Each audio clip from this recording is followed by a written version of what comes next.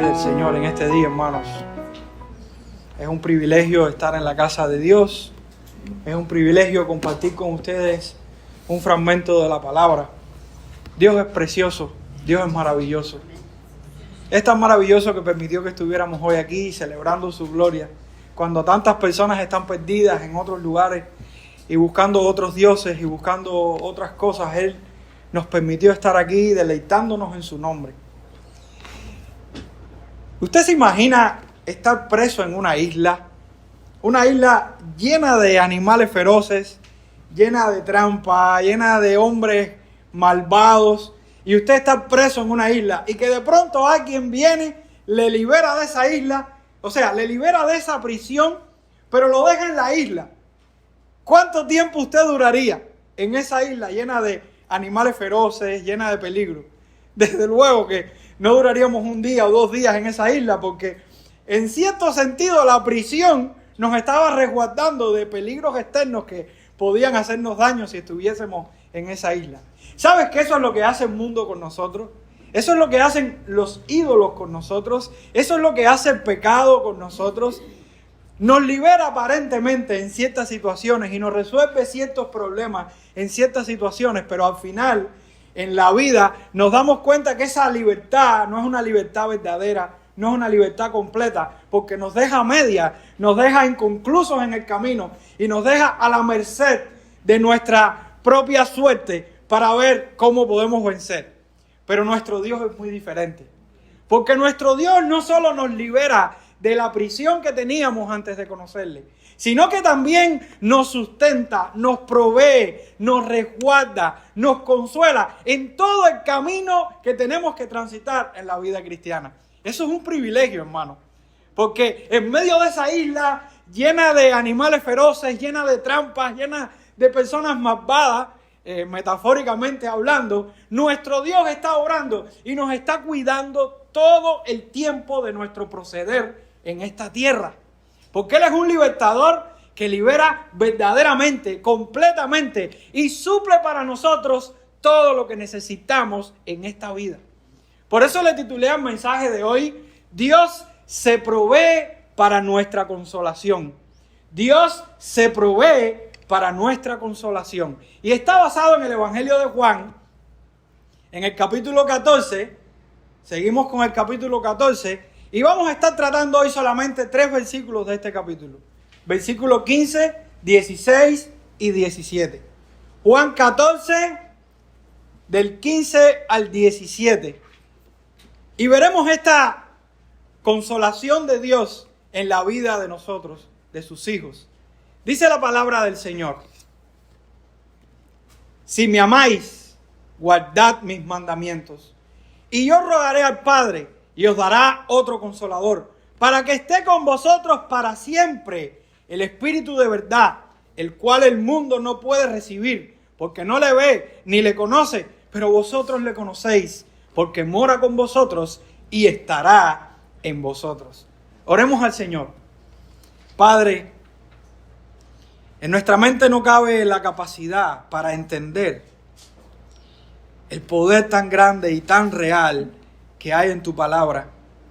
Te rogamos en el nombre de Jesús que por el poder de tu Espíritu, Dios, hables a nuestra vida. Nos llenes de ti, Señor. Nos llenes de Cristo, Señor. Que podamos atesorar esta palabra y poder vivir en ella y poder vivir para ella y poder ser consolados por la obra de tu Espíritu. Te rogamos que por medio de tu Espíritu nos convenzas, nos lleves a Cristo, nos lleves a la salvación, nos lleves al perdón, nos lleves al amor del Padre por nosotros. Te rogamos en el nombre de Jesús que nos hables con poder y autoridad en esta mañana y que podamos salir de este lugar animados, confrontados, pero exhortados y bendecidos en el poder de tu palabra. En el nombre de Jesús. Amén. Amén. Aleluya. ¿Cree usted que un cristiano puede amar a Cristo y vivir desordenadamente? ¿Cuán seguros estamos en la obra de ese Dios trino si somos verdaderos discípulos de Cristo? ¿Es suficiente la provisión de Dios para consolarnos, para defendernos, para ayudarnos, para iluminarnos en medio de este mundo de pecado? qué dicha tenemos en tener al Espíritu de verdad. Pero qué desdicha tiene este mundo en no tenerlo. Y estas preguntas son respondidas mediante el texto que les acabo de leer. Porque Dios se provee para nuestra consolación. Y este texto lo dividí en 3 partes principales para aquellos que les gusta tomar notas del mensaje. Y ir llevando la lista, ir llevando el hilo central del mensaje.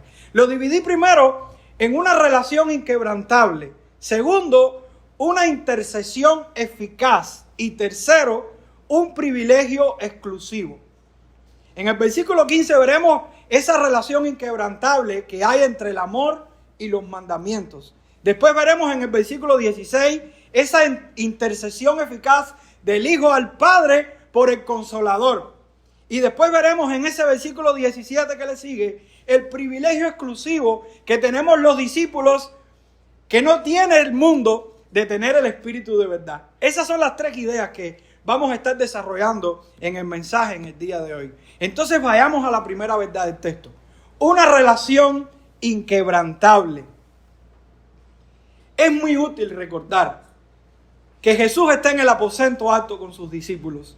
Y el contexto de este aposento alto se encuentra desde el capítulo 13 hasta el capítulo 17. ¿Y cuál es la idea central de estos capítulos? El amor. El amor es la idea que prima en medio de estos capítulos, desde el 13 hasta el 17. Y es útil observar esto, porque primero vimos cómo se expresa el amor de Cristo hacia sus discípulos. En el capítulo 13 empieza diciendo de que Cristo los amó. Cristo los amó a esos escogidos. Es el sumo amor permanente. También lo vemos cuando Él se humilla y lava los pies de los discípulos y les enseña a servir en humildad. También lo vemos en su benevolencia contra aquel que le iba a traicionar, el yo soy. Benevolente contra el traidor. También lo vemos en la máxima expresión de amor de ese Dios trino por medio de la glorificación del Hijo, por medio de su glorificación en la obra de redención. Y lo vemos también en el amor paciente del Hijo por aquellos que se equivocan y aquellos que fallan. Pero también en este contexto habla del amor, no solo de Cristo hacia los suyos, sino también de los suyos hacia su prójimo.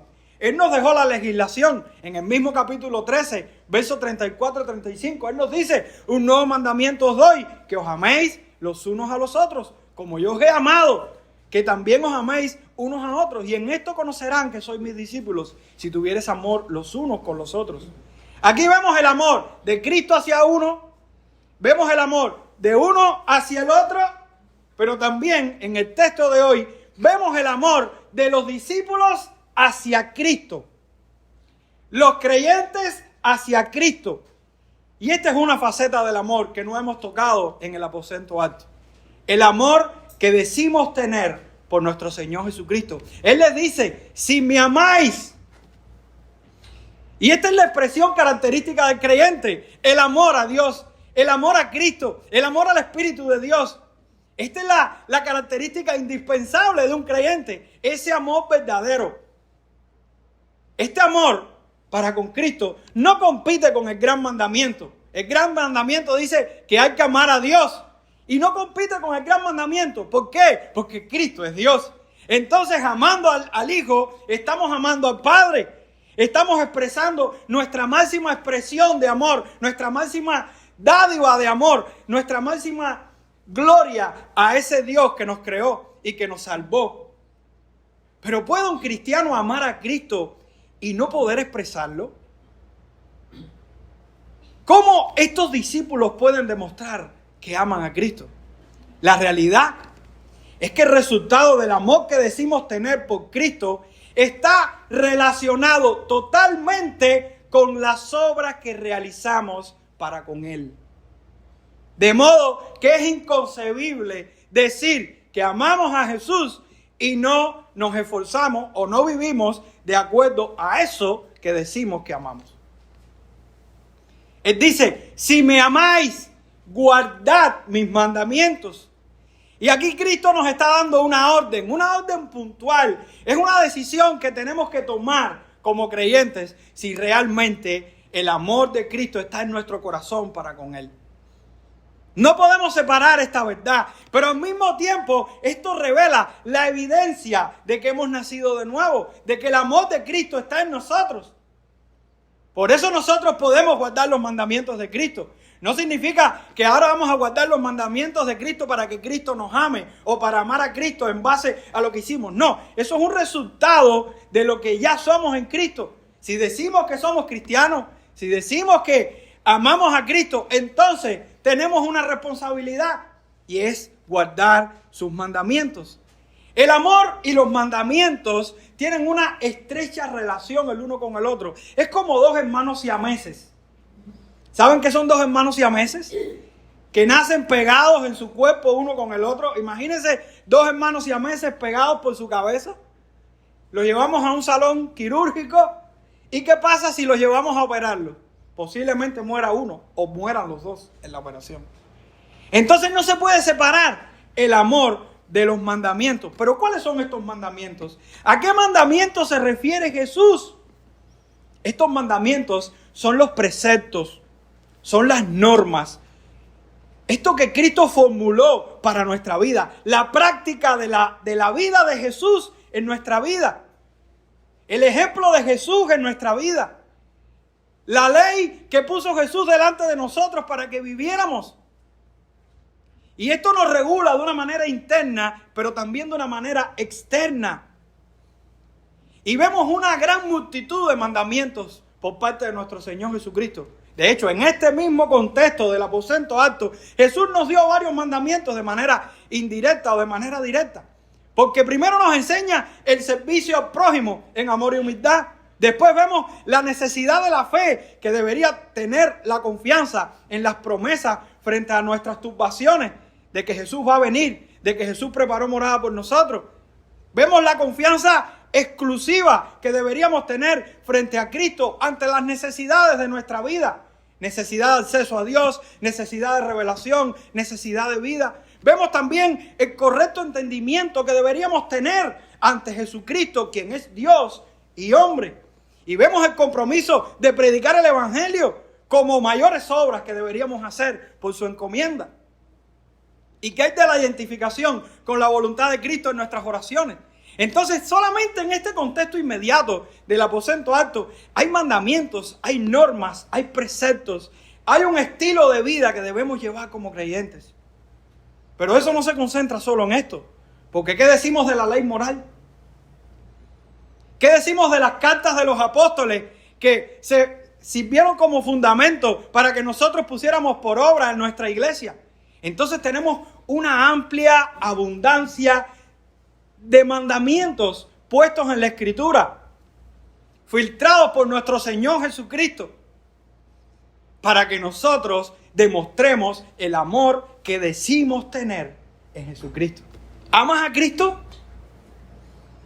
¿Amas a Cristo lo suficientemente como para querer aplicar sus mandamientos? ¿Amas a Cristo lo suficientemente como para decir que sus mandamientos no son un estorbo para tus planes y tus propósitos? Decimos que amamos a Cristo. Y quiero decirle, hermano, que eso es una dádiva de Dios. El concedernos aplicar los mandamientos. El poder aplicar los mandamientos es una dádiva de Dios. Porque un incrédulo no puede aplicar los mandamientos con gozo y dándole la gloria a Dios. Y si los aplica en algún momento de su vida, lo va a hacer con malas motivaciones. Porque no va a ser para darle la gloria a Dios. Entonces, ¿qué significa guardar los mandamientos? Sí, sabemos que los mandamientos son esos preceptos, esa fórmula de Jesús para nuestra vida, de cómo vivió y cómo nos enseñó a vivir.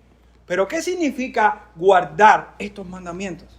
Y hay al menos 3 implicaciones con relación a esto. Lo primero es que debemos aceptarlos por fe. Si nosotros decimos amar a Cristo, guardamos los mandamientos aceptándolos por fe. No hay otra autoridad en nuestra vida, ni intelectual, ni social, ni moral, ni familiar, ni cultural, en ningún sentido que no sea Cristo y su palabra. Él es nuestra regla de autoridad. Nosotros guardamos los mandamientos escuchando a Cristo y aceptando eso que Él dijo y eso que Él hizo como la regla de nuestra vida. Y cuando hay competencia con relación a los mandamientos, ¿qué debemos hacer como creyentes?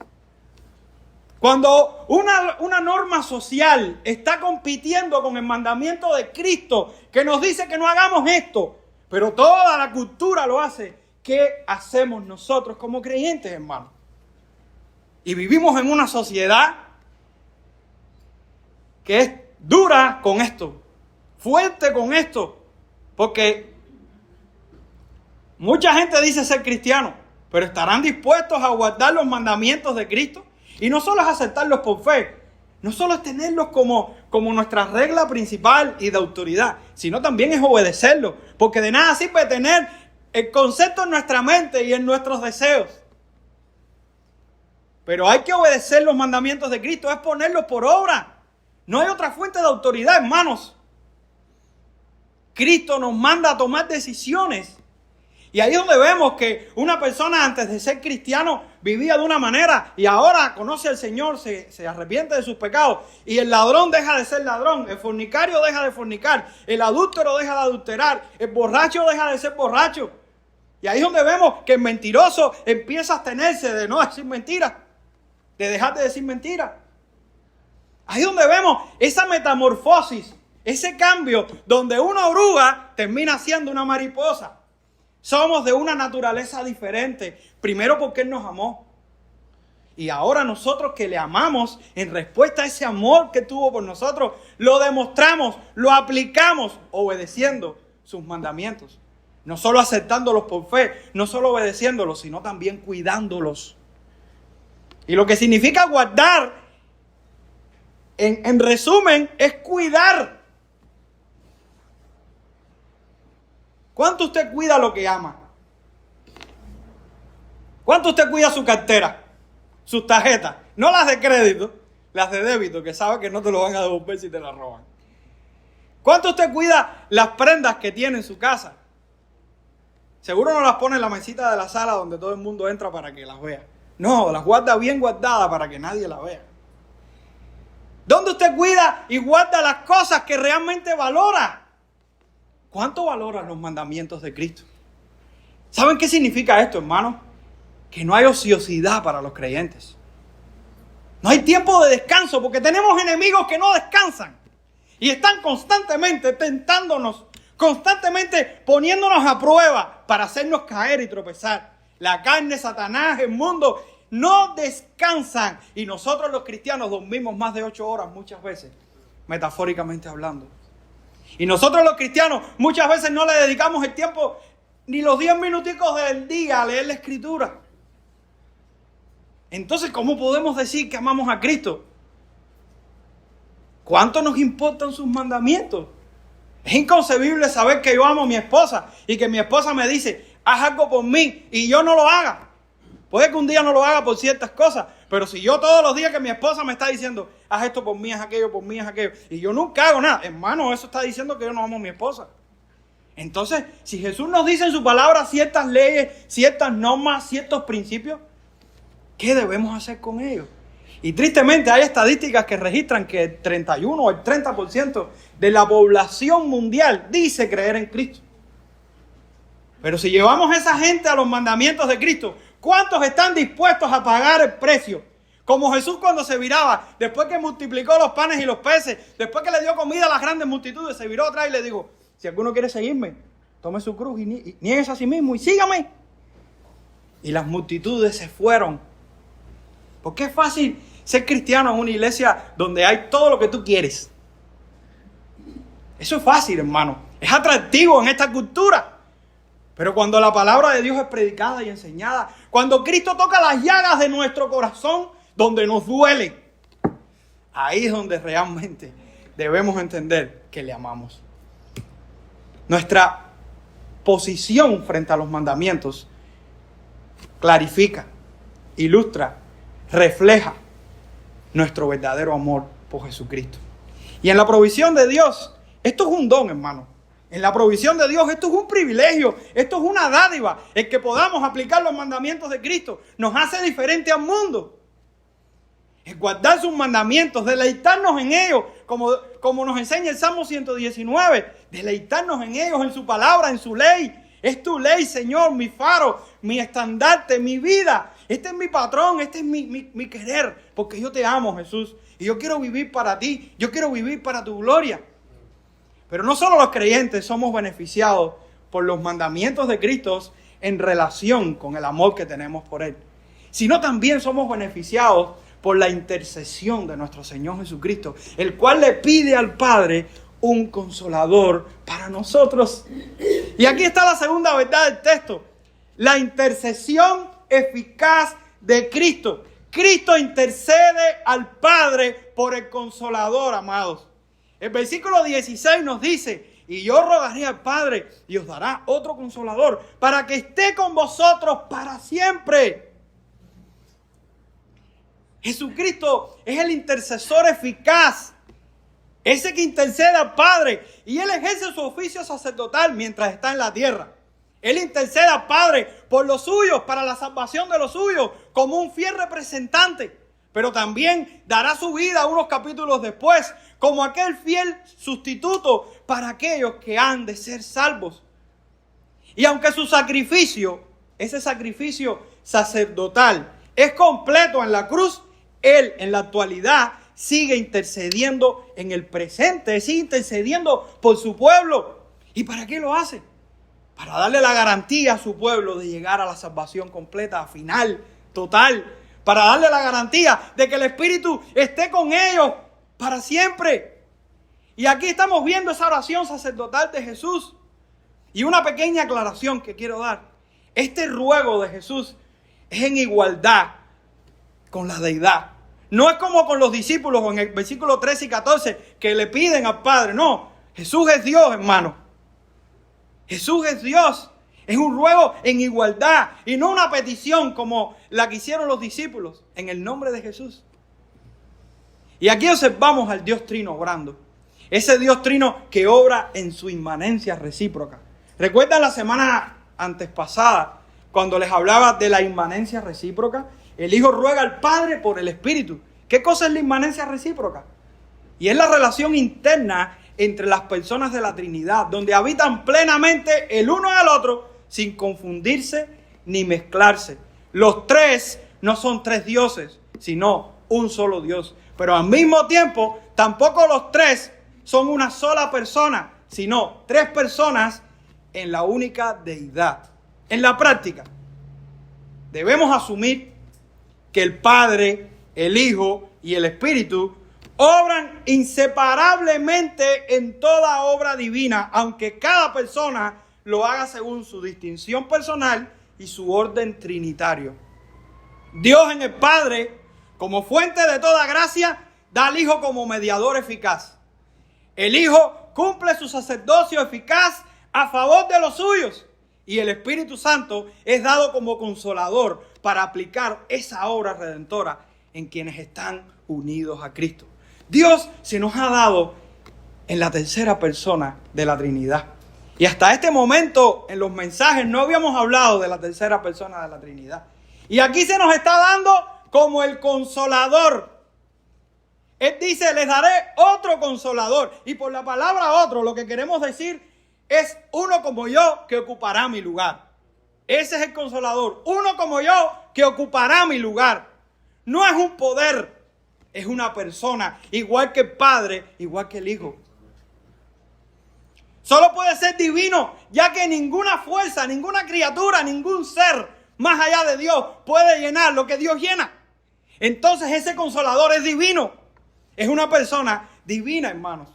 Y la palabra para consolador en el idioma original es paracleton. En este momento se está usando esa palabra, paracleton, paracleto. Pero en el texto es paracleton. En este momento la palabra que se está usando. Y algunos antiguos la asociaban a alguien que enseña y que enseña de manera enriquecedora. En este caso pudiéramos verlo relacionado a poder darnos la capacidad para guardar los mandamientos de Cristo. Pero su significado básico y su significado general en la Escritura, lo que significa es alguien que ayuda. Alguien que ayuda. El consolador es alguien que ayuda. Ahora, nuestra Biblia en español traduce la palabra paracleton en dos palabras principales, que son las más que se usan. Una es abogado y la otra es consolador. Abogado en el sentido se usa principalmente, mayoritariamente, para nuestro Señor Jesucristo. Jesucristo es nuestro abogado ante el Padre. Como dice 1 Juan capítulo 2, verso 1. Hijitos míos, estas cosas os escribo para que no pequéis. Y si alguno hubiese pecado, abogado tenemos para con el Padre, a Jesucristo el justo. Pero como consolador tiene implicaciones importantes en este texto y es referente al Espíritu Santo. Él es nuestro consolador, aquel que nos consuela y nos ayuda en medio de nuestras turbaciones. Recordemos el contexto en el que están los discípulos, que están turbados. En el capítulo 14, versículo 1, ellos empiezan a mostrar esa turbación. Y el Consolador será ofrecido para ellos. Pero en este contexto, desde el capítulo 14 hasta el capítulo 16, vemos la obra del Espíritu Santo también en ellos, consolándoles, ayudándoles en medio de los ataques del mundo para con ellos. Entonces este Consolador, que es el ayudador, les está consolando en medio de sus turbaciones, en medio de sus aflicciones, frente a los ataques de este mundo. Qué gozo, hermano, qué privilegio, hermano, saber que en medio de nuestras aflicciones el Señor está con nosotros, consolándonos. Como dice Owen, en base a esto, opto por entender la promesa en relación con el motivo original, que es el dolor de los discípulos, y así mantener la designación de consolador. Por esto, no vemos un cambio de ayuda, sino un cambio de modo de presencia. Cristo, presencia encarnada y local durante su ministerio terrenal. El Espíritu Santo, presencia interior y universal en la iglesia tras la ascensión. Pero ¿qué propósito da el texto sobre el advenimiento de este Consolador? El texto dice, para que esté con vosotros para siempre.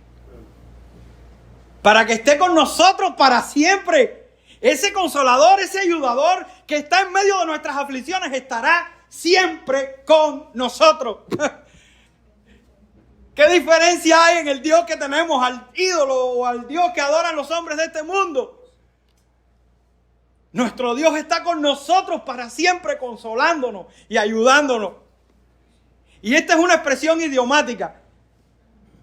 Y lo que implica esta expresión es que los creyentes tendremos su ayuda por siempre. No se acabará, no se extinguirá, no se terminará. Siempre tendremos el ayudador con nosotros.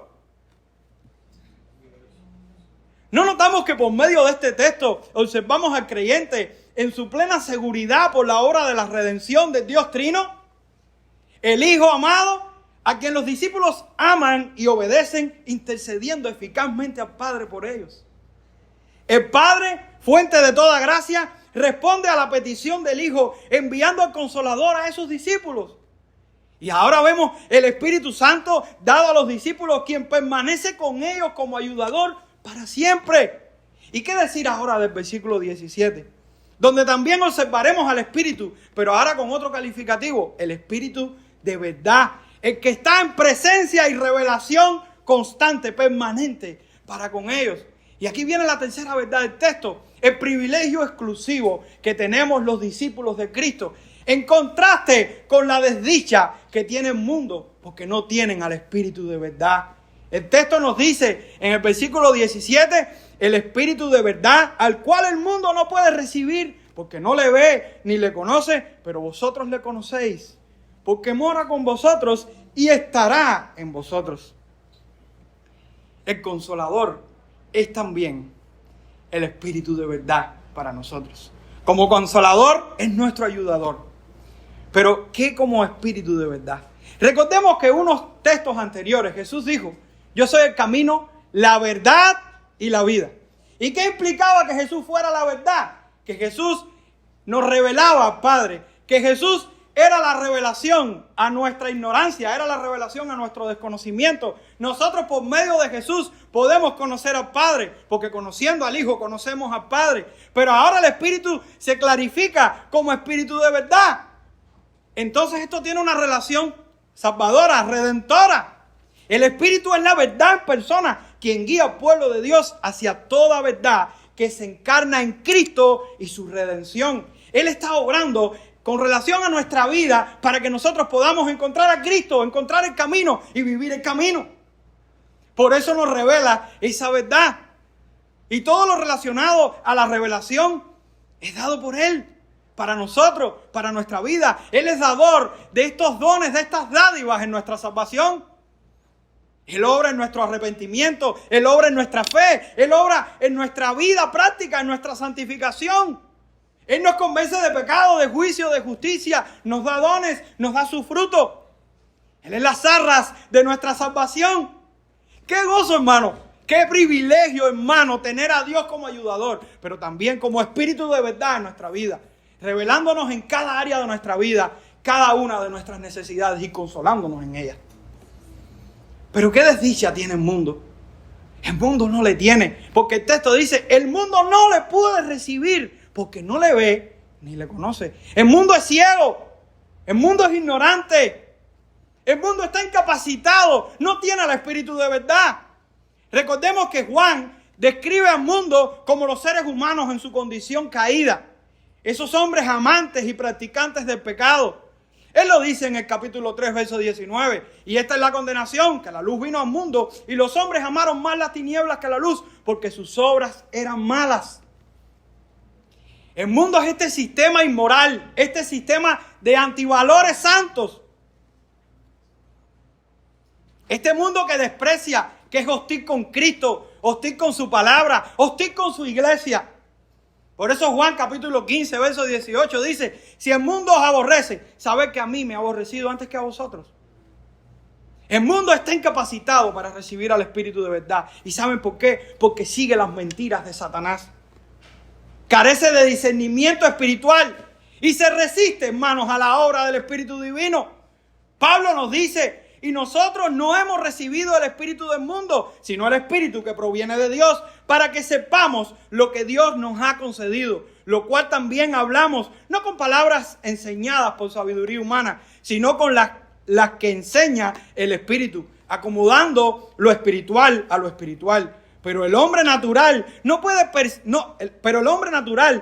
percibe las cosas que son del Espíritu de Dios, porque para él son locura y no las puede entender, porque se han de discernir espiritualmente.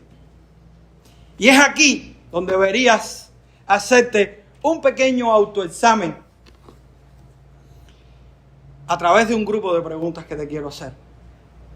¿Serás uno de los que reciben al Espíritu de verdad por medio de la palabra de Cristo? ¿O serás uno de los que lo resisten y resisten su verdad, resisten el evangelio de salvación? Tu entendimiento está cegado ante el amor por la santidad, por la justicia, o tu entendimiento está abierto a lo que Dios promete en su palabra y nos da como normas de justicia. ¿Tu vida es un constante pecar sin temor de Dios?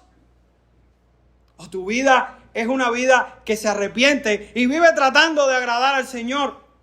¿Ves a Cristo, su palabra, su iglesia como un deleite o como opositores a tus normas y a tus principios de vida, a tus planes, a tus propósitos? ¿Cuál será el final de aquellos que no aman a Jesús? De aquellos que resisten al Espíritu de verdad. ¿Cuál será el final? No muy diferente a su presente. Diríamos que sí, porque es la conclusión y el veredicto para aquellos que rechazan a Jesús, y es la condenación eterna. Y hay una manera muy sencilla, pero muy efectiva, de saber si somos del mundo o somos de Cristo. Y es a través de la observación de nuestros afectos santos. Afectos que son producidos solamente por obra del Espíritu de verdad. Nuestro amor por la santidad, nuestro amor por la justicia, nuestro rechazo al pecado, no a las consecuencias del pecado, al pecado. Nuestra intención de arrepentirnos, nuestro amor por la palabra de Cristo, nuestro amor por Cristo, nuestro amor por el Padre, nuestro amor por los hermanos. Afectos santos que solamente pueden ser dados por Dios. Nuestra intención de levantarnos cuando pecamos y nos caemos y de seguir a Dios hasta el final, a pesar de que lleguemos heridos y golpeados. Y es aquí el grupo de privilegiados. El grupo de aquellos que tienen al Espíritu de verdad, que creen en el Espíritu de verdad. El texto dice, pero vosotros le conocéis, porque mora con vosotros y estará en vosotros. Y es importante entender esto, porque hasta este momento el Espíritu estaba con ellos. Los antiguos del Antiguo Testamento tenían al Espíritu con ellos, pero no en ellos como pueblo de Dios. Y esta porción se estructura como un ejemplo de tiempo presente de costumbre. Pudiéramos interpretarlo como una acción continua, como una acción habitual, como una acción de costumbre. Por lo que la presencia del Espíritu sería, a partir de las palabras de Jesús, permanente en el pueblo del nuevo pacto. Los profetas del antiguo pacto, del Antiguo Testamento, anunciaron, por ejemplo, Ezequiel, capítulo 36, versos 26 y 27, dice: os daré corazón nuevo y pondré espíritu nuevo dentro de vosotros y quitaré de vuestra carne el corazón de piedra y os daré un corazón de carne y pondré dentro de vosotros mi espíritu y haré que andéis en mis estatutos y guardéis mis preceptos y los pongáis por obra. Miren la relación que hay entre los mandamientos de Cristo, la obra del Espíritu para ayudarnos, la obra del Espíritu para convencernos, la obra del Espíritu para revelarnos el Evangelio y la obra del Espíritu para que podamos aplicar estos mandamientos de Cristo. Qué relación tan perfecta en la obra del Dios Trino en nuestra vida. Y hay una diferencia que debemos tener muy puntual en nuestra mente con relación al pueblo de Dios en el antiguo pacto y con relación al pueblo de Dios en el nuevo pacto. Porque el pueblo de Dios en el antiguo pacto era una comunidad mixta que incluía creyentes y no creyentes. Dentro de ese pueblo de Dios, escogido por Dios, del antiguo pacto, habían creyentes y no creyentes dentro del pueblo de Dios. Pero el pueblo del nuevo pacto es una comunidad exclusiva, solamente compuesta por creyentes. De modo que las cizañas que están dentro de la iglesia no son parte del pueblo de Dios. De modo que entre nosotros pueden haber personas que no son cristianos. Esos no son parte del pueblo de Dios. Por eso nosotros no hacemos miembro de la iglesia a alguien que no estemos convencidos que no sea cristiano. Porque damos testimonio de que el pueblo de Dios solamente es cristiano. En el antiguo pacto no. Porque en el antiguo pacto había una señal externa. ¿Y cuál era? La circuncisión.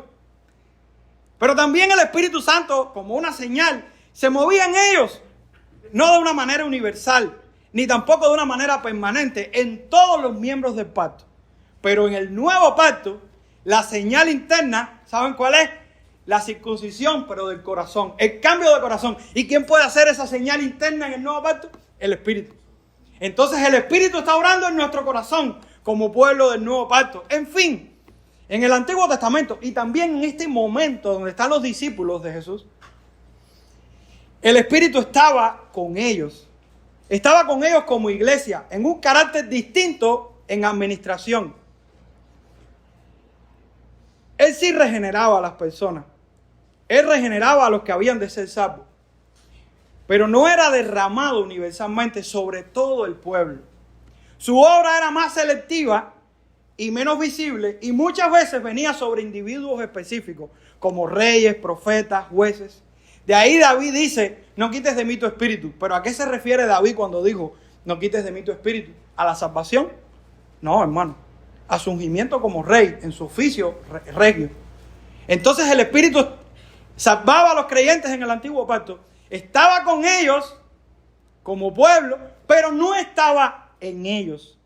Estas palabras de Jesús se cumplirán a partir de Pentecostés. Cuando venga el Espíritu Santo en Pentecostés, un libro después de Juan, veremos cómo el Espíritu se derrama sobre la iglesia. Por eso Pablo preguntaba con una pregunta afirmativa: ¿no sabéis que sois templo de Dios y que el Espíritu de Dios mora en vosotros? Afirmando de manera de pregunta de que ahora ellos son el templo de Dios, que el Espíritu está en ellos como pueblo de Dios. No hay impíos dentro del pueblo de Dios, no hay inconversos dentro del pueblo de Dios ahora.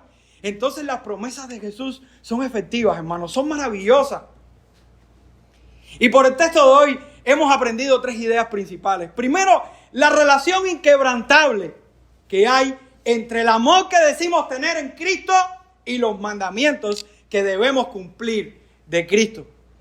Pero si no eres cristiano y quieres aplicar los mandamientos como una norma de justicia, te garantizo algo: vas a fracasar.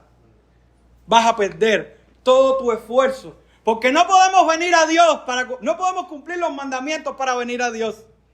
Los mandamientos nos revelan nuestra condición, nos muestran la forma en la que podemos vivir, pero solo podemos vivir esos mandamientos por obra del Espíritu de Cristo que está en el pueblo de Dios obrando para que puedan aplicar esos mandamientos. Entonces, ¿qué es lo que debemos hacer?